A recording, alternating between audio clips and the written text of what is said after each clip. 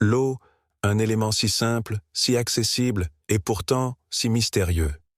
En islam, l'eau ne se limite pas à une nécessité physique. Elle est un symbole de purification, une bénédiction divine et un secret caché que beaucoup ignorent. Savez-vous pourquoi l'eau joue un rôle central dans la spiritualité islamique? Pourquoi le prophète Muhammad, paix et bénédiction sur lui, en faisait une partie intégrante de la vie quotidienne? Aujourd'hui, nous allons lever le voile sur le pouvoir caché de l'eau en islam et vous comprendrez pourquoi elle est bien plus qu'un simple liquide.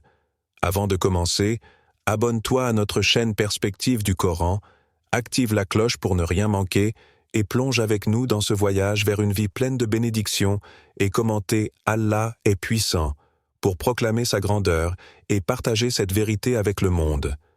L'eau, chaque goutte qui glisse silencieusement entre tes doigts, est un miracle que peu prennent le temps de contempler. Pourtant, c'est elle qui donne la vie, nourrit les terres arides et fait vibrer l'univers entier sous l'ordre d'Allah. Allah, dans sa sagesse infinie, n'a pas seulement créé l'eau. Il en a fait l'élément fondamental de toute existence. Sans elle, le monde s'effondrerait, les créatures s'éteindraient et la terre deviendrait une coquille vide. Dans le Saint-Coran, Allah proclame « Et nous avons fait de l'eau toute chose vivante. Ne croiront-ils donc pas » Sourate Al-Anbiya, 21h30. Ce verset, court mais puissant, renferme un mystère profond. Chaque cellule, chaque être, chaque souffle dépend de ce don céleste. Pourtant, combien de personnes remercient Allah en buvant un simple verre d'eau? Combien prennent conscience que cette substance limpide est bien plus qu'une nécessité, mais un témoignage de la miséricorde divine? Observe la pluie qui tombe du ciel. Une descente qui nourrit la terre sèche, lui redonne sa splendeur et fait jaillir la vie du néant. Allah dit « Et nous avons fait descendre du ciel une eau bénie, par laquelle nous avons fait pousser des jardins et le grain qu'on moissonne. » Sourate Kaf 59. Un simple phénomène pour certains, mais une orchestration divine pour ceux qui voient avec les yeux du cœur. Chaque goutte d'eau qui touche la terre porte un secret. La preuve qu'Allah n'abandonne jamais sa création. L'eau ne se contente pas d'étancher la soif. Elle purifie, elle guérit, elle unit. Quand un musulman se tient devant son Seigneur, prêt à prier, son premier acte est de toucher l'eau. Un geste qui efface bien plus que la poussière du corps. C'est un retour à l'état de pureté voulu par Allah. Mais l'eau n'est pas seulement un élément du passé. Elle est le reflet d'un avenir encore plus grand. Le jour du jugement, Allah promet aux croyants des rivières de pureté, des sources qui jailliront de la miséricorde divine, des eaux plus douces que le miel et plus limpides que le cristal. Alors, la question demeure, quelle est ta relation avec l'eau? La vois-tu comme un simple besoin quotidien ou comme un signe grandiose qui témoigne, encore et encore, de la présence d'Allah dans chaque aspect de ta vie? L'eau touche la peau, et quelque chose d'invisible s'en va. Ce n'est pas seulement la poussière du jour, ni la sueur du labeur. Il y a quelque chose de plus profond, quelque chose que l'œil ne perçoit pas, mais que l'âme ressent. C'est le poids des fautes, des pensées sombres, des éclats de négligence qui se sont accrochés à l'être, jour après jour. Le prophète Muhammad, paix et bénédiction sur lui, a dit « Lorsque le serviteur musulman ou croyant fait ses ablutions, ses péchés sortent de son corps, même de sous ses ongles. » Muslim. Sous l'eau qui coule de ses mains, un musulman ne lave pas seulement son corps. Il se libère d'un fardeau invisible. Chaque goutte qui glisse porte avec elle une part de ses erreurs. Il rince son visage, et les péchés commis par son regard s'effacent. Il lave ses bras, et les actions impulsives qui ont pu le détourner de la droiture s'évanouissent. L'eau effleure ses pieds, et les chemins empruntés vers l'égarement sont purifiés. Ce rituel n'est pas une simple préparation pour la prière. C'est une reconnexion avec Allah, un moment où l'âme se déleste du superflu, où l'esprit s'apaise avant de se tenir devant son Créateur. Ceux qui se précipitent dans leurs ablutions sans y prêter attention passent à côté d'un secret immense. Car chaque mouvement, chaque goutte d'eau obéit à un ordre divin et porte une signification que seul le cœur attentif peut saisir. Dans un monde où l'âme est assiégée par le bruit, où l'esprit est tiraillé par des distractions incessantes, l'eau offre un instant de silence. Un instant où l'on s'arrête, où l'on ressent. L'eau froide sur la peau réveille, rappelle, recentre. Elle coupe le lien avec la précipitation de ce monde et prépare à une rencontre avec l'éternité. Allah a donné à l'eau un pouvoir unique. Elle ne se contente pas de nettoyer le corps. Elle efface ce que l'homme accumule en lui, les traces des colères passées, les oublis, les erreurs commises sans même s'en rendre compte. Elle n'est pas un simple liquide, mais une miséricorde en mouvement, une clé pour celui qui cherche à s'élever. Alors, la prochaine fois que l'eau coulera entre tes mains, arrête-toi. Sens-la. Ressens ce qu'elle emporte. Parce que peut-être qu'à cet instant précis, tu es en train de redevenir plus léger, plus pur, plus proche d'Allah. L'eau est bien plus qu'un simple élément vital. Elle détient un secret que peu comprennent véritablement, une force curative qui dépasse le simple monde matériel. Allah a placé dans l'eau un pouvoir qui va au-delà de ce que la science peut expliquer. Elle apaise le corps, mais surtout, elle purifie l'âme et guérit le cœur. Regarde l'eau de Zamzam, cette source qui jaillit depuis des millénaires dans le désert brûlant de la Mecque, une eau dont l'histoire est un miracle en soi. Ismaël, encore nourrisson, pleurait de soif, et sa mère, Hadjar, courait entre les collines de Safa et Marwa, le cœur rempli d'inquiétude. Et puis, sous les pieds innocents de son fils, Allah fit jaillir cette eau bénie. Depuis ce jour, elle n'a jamais cessé de couler.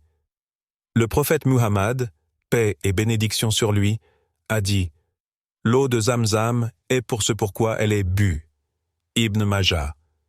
Ce hadith cache une vérité immense. Cette eau, lorsqu'elle est bue avec une intention sincère, devient un remède qui dépasse les limites du visible. Celui qui la boit en espérant une guérison trouvera dans chaque gorgée une bénédiction. Celui qui la boit en invoquant Allah pour un besoin verra ses prières s'élever avec elle.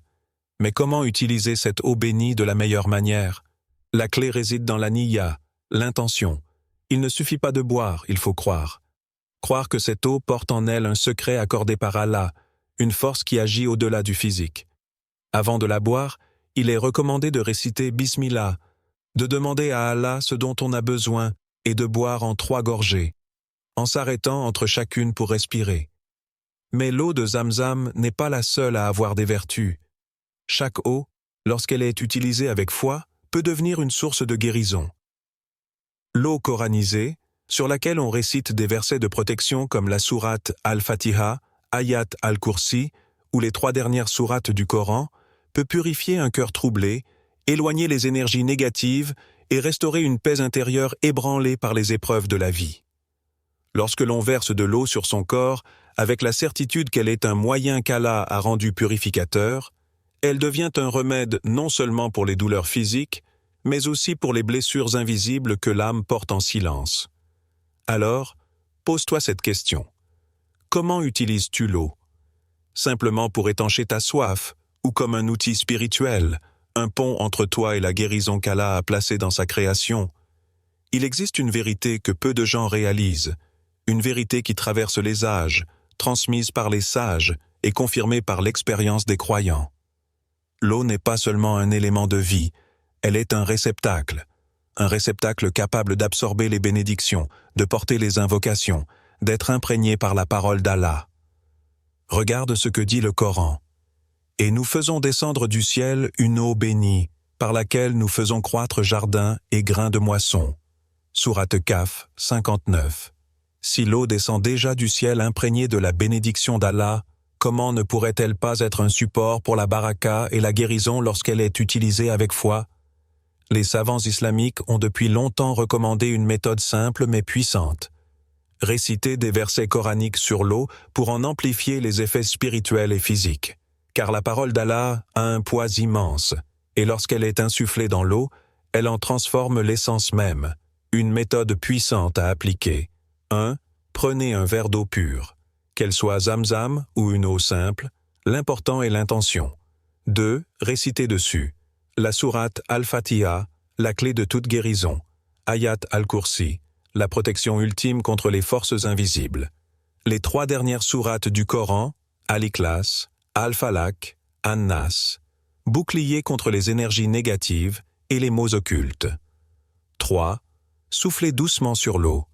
Ce souffle, porteur des bénédictions d'Allah, transmet aux molécules d'eau la puissance des versets récités. 4. Buvez avec une foi inébranlable. Ne doutez pas, ne remettez pas en question les faits. Croyez fermement que cette eau, par la permission d'Allah, devient une cause de guérison et de protection. Beaucoup de personnes ont vu des changements remarquables en adoptant cette pratique. Des maladies apaisées, des angoisses dissipées, une paix intérieure retrouvée, car ce qui compte, ce n'est pas seulement l'eau elle-même, mais ce que l'âme projette en elle. Des études modernes ont même démontré que l'eau peut être influencée par les mots et les intentions. Si des paroles humaines peuvent affecter la structure moléculaire de l'eau, que dire alors de la parole d'Allah? Ce secret, transmis par les érudits et expérimenté par les croyants, est un trésor pour celui qui cherche à se rapprocher d'Allah. Alors, essaie.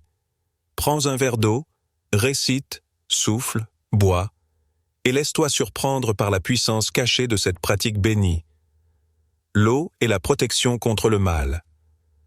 L'eau, source de vie et de purification, est souvent mentionnée dans les enseignements islamiques comme un moyen de protection spirituelle. Cette relation sacrée entre l'eau et la purification s'étend bien au-delà des ablutions quotidiennes. L'eau est vue comme un vecteur de bénédiction, capable d'éloigner le mal et de renforcer la foi. Dans la tradition islamique, il existe des récits, hadiths, qui révèlent l'importance de l'eau dans la lutte contre les forces négatives. Par exemple, l'un des moyens les plus simples mais puissants pour se protéger du mal est de réciter certains versets coraniques, puis de verser de l'eau sur le seuil de la porte.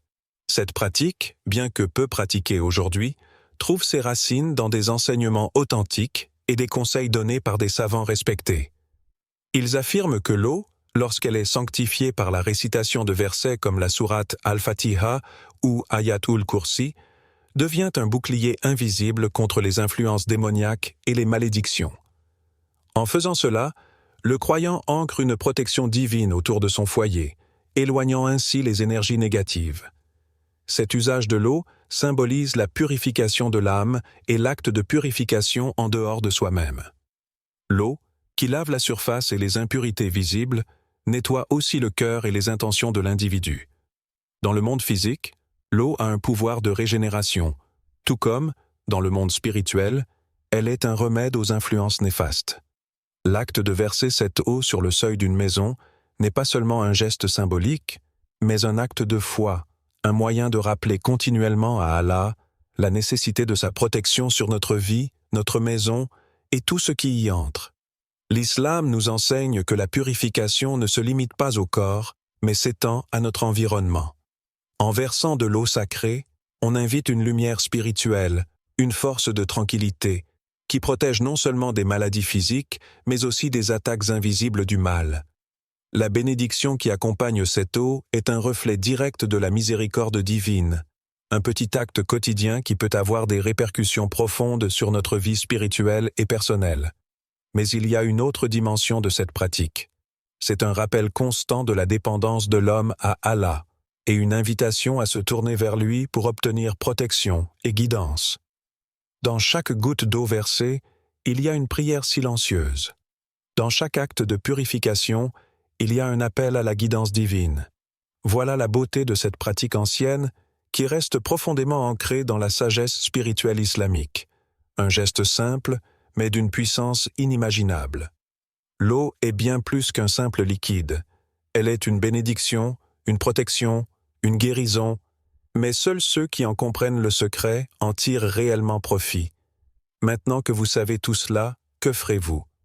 Continuerez-vous à voir l'eau comme un simple besoin ou commencerez-vous à l'utiliser comme un moyen d'élever votre spiritualité? Si ce message vous parle, partagez-le. Car ce savoir peut transformer bien plus qu'une simple habitude. Il peut transformer une vie.